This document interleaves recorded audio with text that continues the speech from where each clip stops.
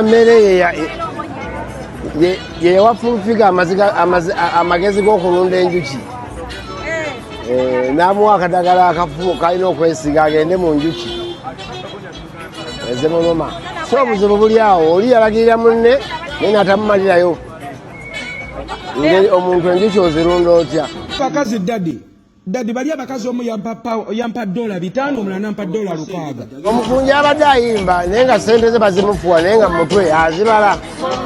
Simon n'azimukuŋŋaanyiza yono ng'abala obukadde 6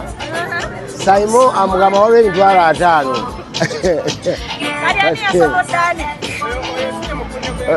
oba Simon yagenze nga maneja we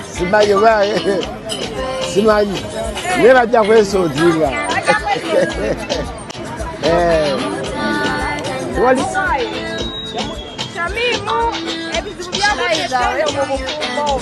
Shamimu Marene naloza bali mukabadi kakwesinga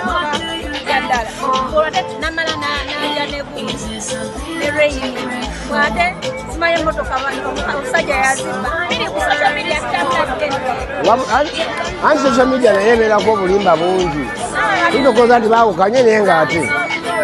kuba ku social media babaika n'abantu nga balamu buli artista mubisebise naye nga balamu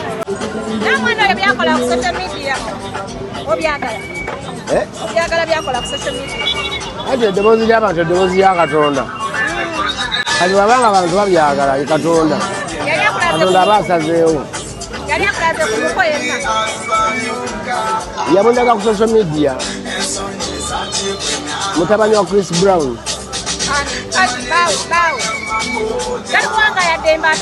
mutabani wa Chris Brown yani amanyi Ray Ismail